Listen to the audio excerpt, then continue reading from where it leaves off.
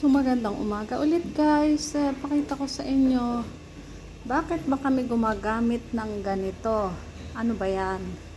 So ito pang pump din yan, pang higop din yan ng gatas.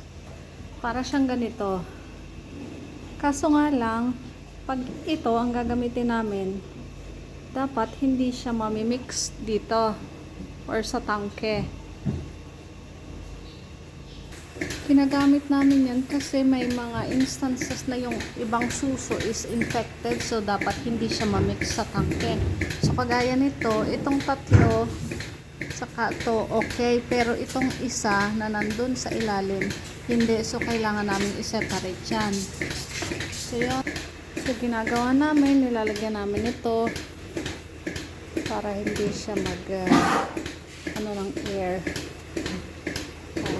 matanggal. So yun, ilalagay mo lang, tapos pwede na namin ilagay.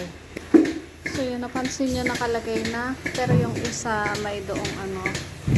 So yun ang ating lalagyan nitong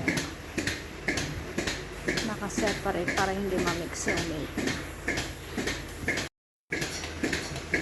So ito guys, naririnig nyo, umaandar na siya. So yun, pakita ko sa inyo, nakalagay na. So ito yung nakaseparate. So ito yung pumupunta dito sa ano, sa ating maliit na tangke. Tapos yun, nakalagay na siya. Tapos yung mga ano, nilagyan lang natin ng ano, para hindi siya sumingaw or mag-loose. Kasi pag wala niyan, malalaglag siya or matatanggal. So yun, so hintayin lang natin siyang matapos. Hanggang tanggalin na natin.